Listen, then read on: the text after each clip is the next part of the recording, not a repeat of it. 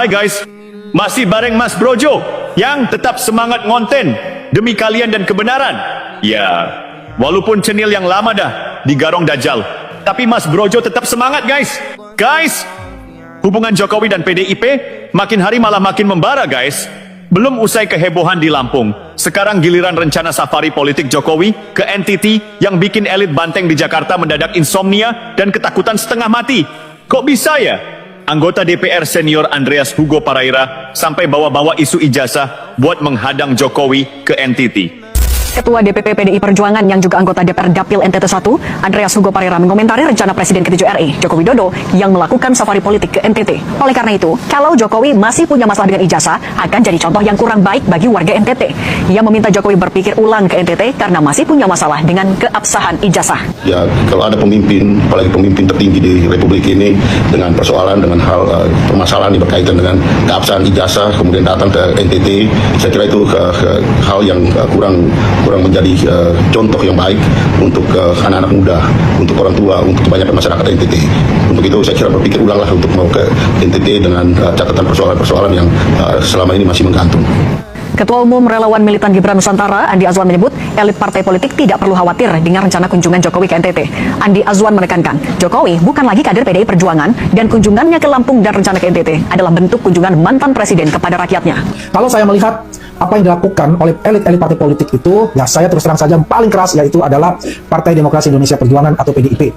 Semestinya PDIP tidak terlalu melihat bahwa ini adalah satu ancaman. Dan juga bahwasanya Pak Jokowi bukan lagi sebagai kader Partai Demokrasi Indonesia Perjuangan, ya.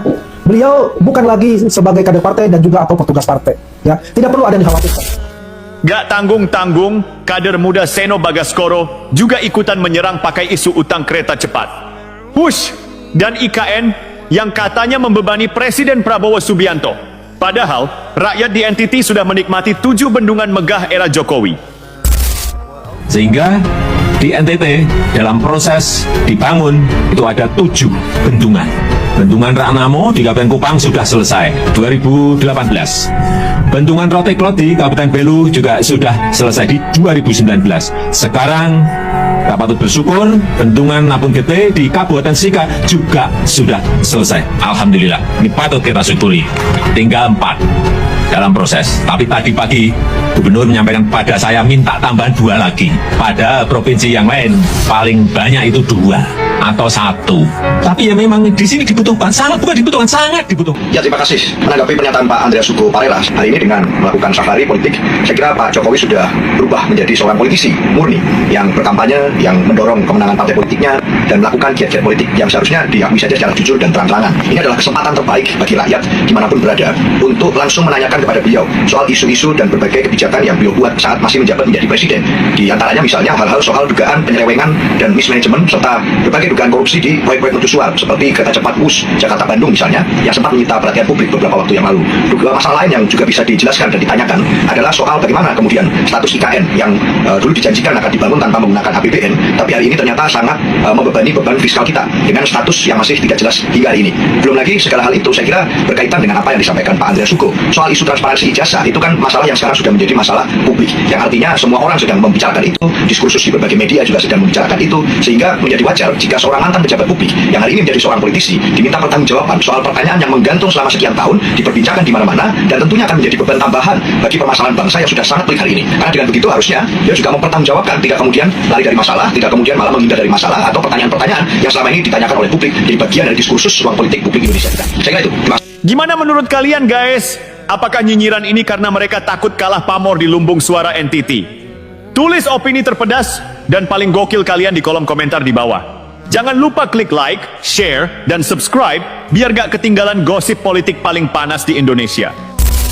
Dulur-dulur Mas Brojo yang terhormat, esok, lusa, atau kapanpun itu, ada satu kenyataan yang tidak bisa dibantah oleh sejarah. Ketika seorang pria kurus asal Solo bernama Joko Widodo melangkahkan kakinya ke sebuah daerah, maka di saat yang sama, tensi darah di Jalan Diponegoro, Jakarta Pusat mendadak naik drastis. Ada yang mendadak mules, ada yang mendadak insomnia, dan ada yang jempolnya mendadak gatal untuk mengetik nyinyiran di media sosial. Fenomena ini nyata, konkret, dan konsisten. Mari kita bedah secara tuntas, radikal, tajam, tapi tetap dalam koridor komedi satir yang humanis. Mengapa rencana safari politik Jokowi ke Nusa Tenggara Timur, NTT, setelah sebelumnya sukses, membuat heboh Lampung, bisa membuat internal Partai Demokrasi Indonesia Perjuangan, PDIP, kebakaran jenggot, tanpa api, was-was tanpa alasan logis, dan berakhir dengan kor nyinyiran yang terdengar seperti paduan suara yang kehilangan konduktornya. Untuk memahami mengapa Andreas Hugo Paraira dan kader muda sekelas Seno Bagaskoro mendadak rajin bikin press release bernada sumbang, kita harus memakai kacamata psikologi politik universal. Hubungan antara PDIP dan Jokowi saat ini adalah potret paling sempurna dari sebuah hubungan asmara yang kandas di tengah jalan, di mana salah satu pihak merasa sudah memberikan segalanya, baca tiket capres 2 kali, tiket wali kota, tiket gubernur. Namun di akhir cerita, sang kekasih justru memilih melangkah peluk-pelukan di pelaminan bersama orang lain, baca Prabowo Subianto. Ketika Jokowi memilih jalan politik mandiri di akhir tahun 2024, keputusan itu tidak sekadar mengubah konstelasi koalisi. Keputusan itu meremukkan ego sektoral sebuah partai yang merasa dirinya adalah pemilik sah dari karir politik seorang Jokowi. Efek domino dari patah hati politik ini luar biasa panjang. Setiap kali Jokowi bernapas, setiap kali Jokowi membagikan sembako, dan setiap kali Jokowi berniat menginjakkan kaki di bumi fabel bumi maritim seperti NTT, alarm bahaya di markas Banteng langsung berbunyi. Tetot! Penyelundup elektabilitas terdeteksi. Kenapa harus NTT? Ini pertanyaan menarik. NTT secara historis adalah salah satu lumbung suara paling loyal, paling merah, dan paling militan. Di sana, kecintaan masyarakat terhadap figur pemimpin yang merakyat itu organik. Ketika ada rencana Jokowi mau ke NTT, ketakutan terbesar yang muncul ke permukaan bukan soal akomodasi atau protokoler negara, melainkan ketakutan bahwa sisa-sisa sihir politik Jokowi akan menyapu bersih basis massa yang selama bertahun-tahun diklaim sebagai milik sepihak oleh partai. Maka dimulailah operasi preemptive strike alias serangan fajar verbal. Strateginya sederhana tapi terbaca jelas. Gunakan isu apa saja, bungkus dengan narasi moralitas intelektual, lalu lemparkan ke publik dengan harapan masyarakat setempat akan terpengaruh untuk menolak kehadiran sang mantan presiden. Mari kita soroti pernyataan luar biasa dari politisi senior PDIP, Andreas Hugo Paraira. Beliau tiba-tiba mengeluarkan pernyataan yang kalau dipikir-pikir pakai logika waras, agak melintir kemana-mana. Andreas mengatakan bahwa masyarakat NTT secara umum adalah masyarakat yang cinta dengan ilmu pengetahuan, menjunjung tinggi pendidikan, dan banyak yang bermimpi sekolah tinggi demi mendapatkan ijazah yang sah. Sampai di sini, kita semua setuju. Masyarakat NTT memang tangguh, cerdas, dan banyak melahirkan intelektual hebat tingkat nasional. Tetapi, kelanjutan narasinya mulai menunjukkan arah peluru yang sebenarnya.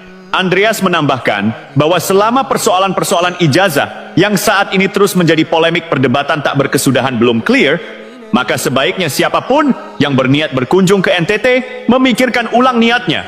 Secara eksplisit, nama Joko Widodo memang tidak pernah keluar dari mulut Andreas. Dia bermain aman di wilayah abu-abu hukum. Tapi, ayolah, kita ini tinggal di Indonesia, negara di mana kalau ada orang batuk di ranah politik, kita sudah tahu merek obat batuk apa yang sedang dia sindir.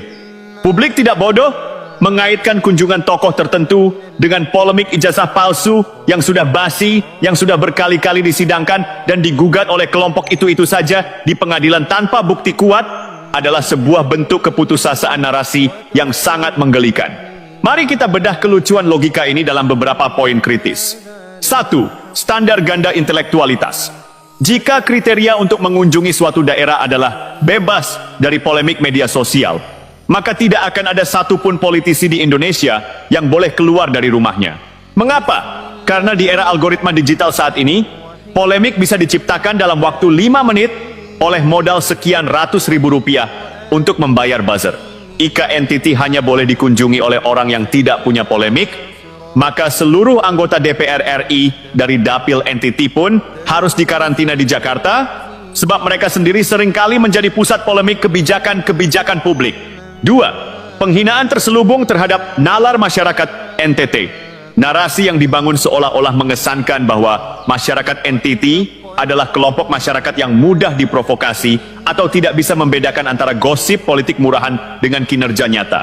Andreas akan bertindak sebagai penjaga gerbang moral yang menentukan siapa yang boleh dan tidak boleh menginjakkan kaki di tanah Flobamora berdasarkan status keabsahan. Dokumen pribadi yang sebetulnya sudah selesai secara hukum tata negara sejak tahun 2014. 3. Ketakutan akan kalah pamor. Ini adalah poin yang paling substansial. Alasan sebenarnya di balik narasi ijazah ini bukan karena Andreas mendadak menjadi Menteri Pendidikan yang peduli administrasi kampus. Alasan sebenarnya adalah jika Jokowi datang ke NTT, rakyat akan tumpah ruah ke jalanan. Mereka akan berteriak histeris, berebut kaos, dan menangis haru memeluk pria yang selama 10 tahun memimpin mereka dengan berbagai proyek infrastruktur strategis nasional di sana, mulai dari bendungan, pelabuhan, hingga pos lintas batas negara PLBN yang megah mirip bandara internasional. Pemandangan rakyat yang mencintai Jokowi secara natural inilah yang akan membuat internal partai makin panas, was-was, dan merasa kehilangan panggung utama. Tak lama setelah Andreas melempar umpan, masuklah pemain kedua dari bangku cadangan, Seno Bagaskoro, seorang kader muda yang digadang-gadang sebagai masa depan partai. Penulis berharap anak-anak muda di politik membawa kesegaran berpikir, narasi masa depan, kecerdasan buatan, atau minimal solusi konkret untuk kemiskinan ekstrim. Namun sayangnya, Seno justru memilih menjadi amplifier atau pengeras suara dari narasi usang para seniornya. Seno masuk dengan tameng yang terlihat mentereng. Transparansi publik. Dia menegaskan 3 hal yang menurutnya merupakan momentum emas bagi masyarakat NTT saat berinteraksi dengan Jokowi dalam safari politiknya. Mari kita kupas satu persatu tuntutan transparansi ala Seno ini dengan pisau analisis yang jujur dan to the point. Tuntutan pertama, kereta cepat Jakarta-Bandung, Hush. Seno menyarankan masyarakat NTT untuk bertanya kepada Jokowi tentang utang dan polemik kereta cepat Jakarta-Bandung yang dianggap membebani negara. Mari kita tertawa sejenak, menyarankan masyarakat NTT yang tinggal ribuan kilometer dari Pulau Jawa untuk menanyakan urgensi kereta cepat Jakarta-Bandung saat bertemu Jokowi adalah sebuah lelucon geopolitik lokal yang luar biasa absurd. Masyarakat NTT saat ini jauh lebih peduli pada stabilitas harga jagung, akses air bersih, keberadaan pupuk subsidi, dan kelanjutan pembangunan bendungan Temef atau Ragnamo yang langsung mengubah hajat hidup mereka daripada memikirkan berapa menit waktu tempuh dari stasiun Halim ke Tegaluar. Mengapa Seno memaksakan isu Wush ke NTT? Jawabannya jelas, karena di level nasional, Project Wush adalah salah satu ikon kesuksesan infrastruktur modern era Jokowi yang paling sulit didebat secara fungsional. Karena bingung mencari celah kerusakan sistemnya sebab keretanya terbukti laku, cepat, dan menjadi kebanggaan baru, maka satu-satunya celah yang terus digoreng berulang-ulang adalah narasi utang ke Cina. Membawa narasi utang Jawa sentris ke hadapan masyarakat Indonesia Timur yang selama puluhan tahun sebelum era Jokowi dianaktirikan dalam hal pembangunan adalah sebuah blunder komunikasi politik yang sangat nyata. Tuntutan kedua, Ibu Kota Nusantara, IKN, dan APBN. Isu kedua yang dititipkan Seno adalah soal IKN.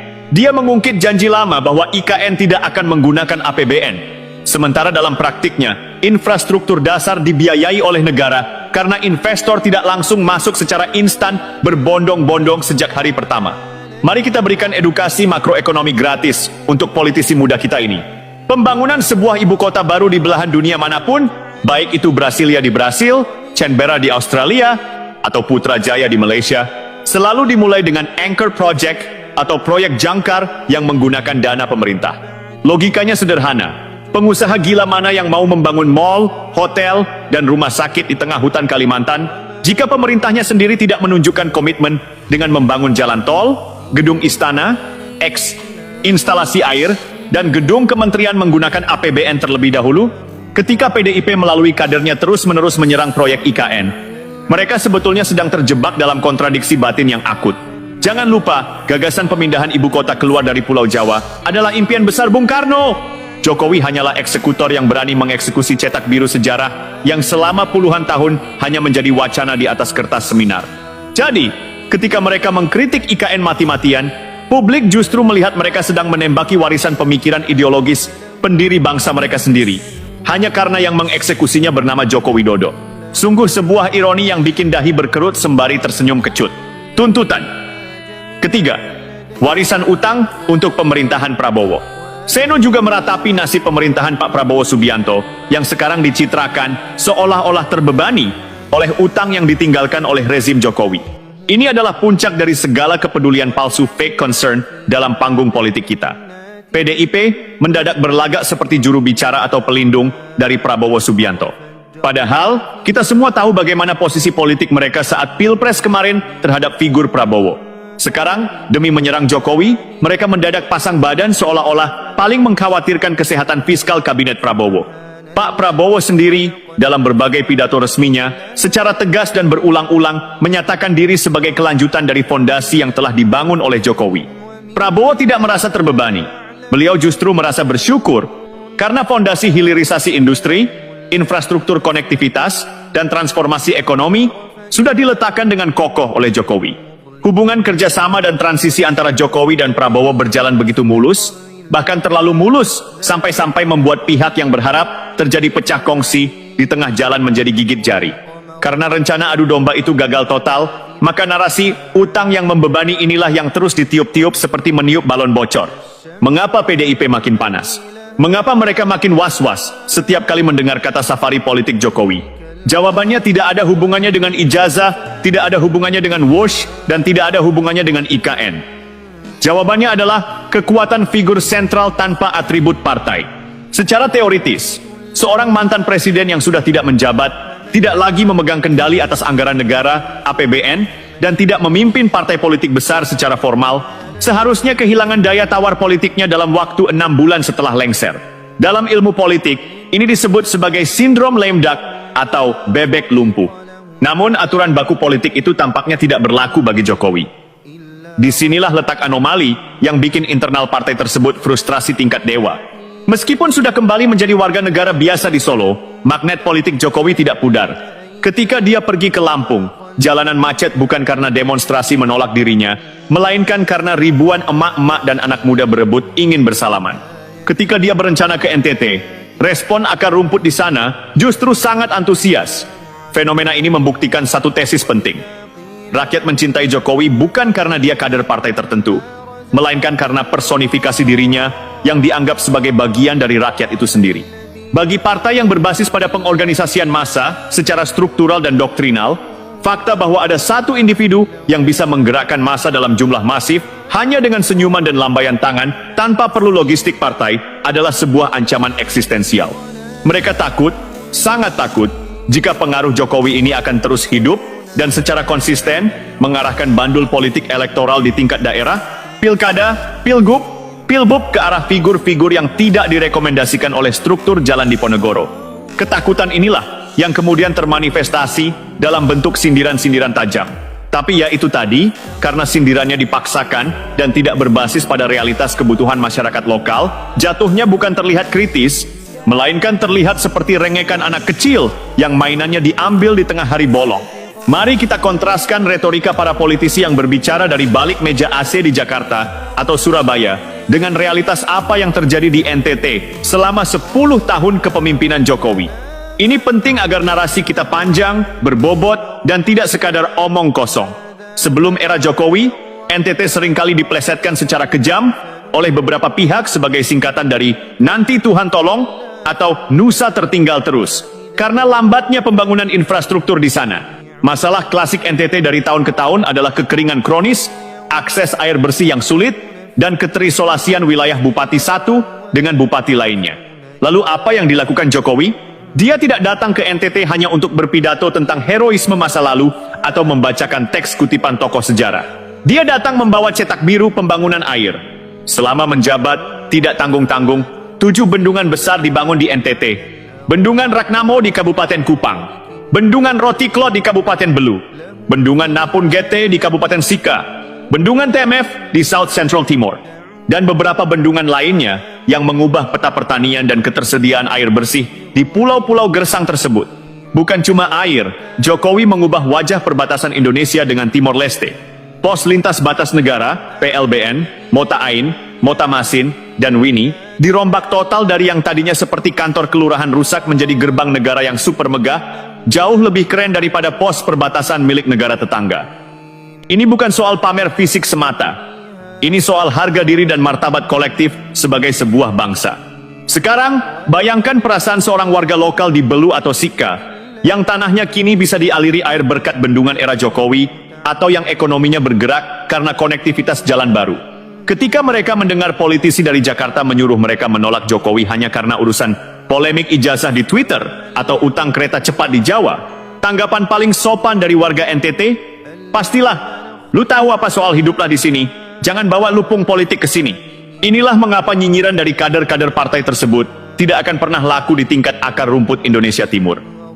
Komunikasi politik mereka mengalami diskoneksi total dengan realitas sosiologis masyarakat setempat. Mereka mengkritik hal-hal makro yang abstrak di saat rakyat sedang merayakan pemenuhan kebutuhan mikro yang konkret. Di bagian akhir narasi yang kita kembangkan ini, ada satu refleksi humanis yang sangat menarik untuk diulas secara mendalam. Fenomena masyarakat yang belakangan ini viral karena bergotong royong, membangun jembatan, atau memperbaiki jalan rusak menggunakan dana swadaya, alias merogoh kocek dari dompet mereka sendiri. Kita melihat video viral di Aceh, di pedalaman Sumatera, bahkan di beberapa titik di Jawa dan Sulawesi, di mana warga patungan beli semen karena pemerintah daerahnya lambat bergerak. Fakta ini memunculkan sebuah pemikiran kritis yang segar. Jika politisi PDIP seperti Andreas dan Seno menganggap safari politik tokoh seperti Jokowi sebagai momentum untuk menuntut transparansi kebijakan masa lalu, mengapa masyarakat tidak membalikkan logika tersebut kepada seluruh elit politik yang datang berkunjung ke daerah mereka? Bagi masyarakat di daerah, mazhab politik terbaik adalah mazhab politik lunak dan fungsional. Siapapun yang datang, apakah itu mantan presiden, ketua umum partai, anggota DPR aktif, atau calon kepala daerah, tidak perlu didebat soal teori konspirasi global atau utang luar negeri yang jelimet. Rakyat harus memanfaatkan kedatangan para elit ini secara pragmatis untuk kemaslahatan publik lokal. Jika ada elit politik yang datang dengan mobil mewah dan pengawalan ketat masuk ke sebuah desa di NTT atau daerah manapun, lalu di desa tersebut ada sekolah yang atapnya bocor, jembatan gantung yang talinya mau putus, atau jalanan yang mirip kubangan kerbau, maka disitulah momentum transparansi yang sebenarnya harus ditagih. Rakyat berhak bilang begini, Bapak politisi yang terhormat, daripada Bapak jauh-jauh dari Jakarta ke sini cuma buat ceramah menyuruh kami membenci Pak Jokowi atau mempertanyakan ijazah orang lain, ini ada jembatan penyeberangan anak sekolah yang rusak. Bapak kan punya dana aspirasi triliunan di DPR, Bapak kan punya link ke pengusaha-pengusaha besar di pusat, bisa tidak Bapak bantu perbaiki ini jembatan sekarang juga? Kalau bisa, kami dengarkan pidato Bapak sampai subuh. Kalau tidak bisa, silakan Bapak putar balik dan cari panggung di tempat lain. Ini adalah sindiran yang sangat menusuk, tapi disampaikan dengan cara yang sangat sopan dan edukatif. Kehadiran para pemimpin atau mantan pemimpin di tengah-tengah masyarakat harus memiliki faedah, manfaat, dan solusi nyata. Jokowi, dengan segala kelebihan dan kekurangannya selama 10 tahun memimpin, telah membuktikan bahwa setiap kali dia datang, selalu ada eksekusi pembangunan yang tertinggal di belakangnya. Jika para politisi yang mengkritiknya ingin bersaing secara sehat, jangan bersaing di ranah nyinyiran kata-kata di media massa. Bersainglah dalam hal memberikan solusi fisik bagi penderitaan rakyat di daerah. Pada akhirnya, perseteruan politik antara PDIP dan Jokowi ini tampaknya memang merupakan sebuah drama panjang tanpa ujung, sebuah sinetron politik dengan ribuan episode yang tidak akan pernah menemui kata tamat dalam waktu dekat.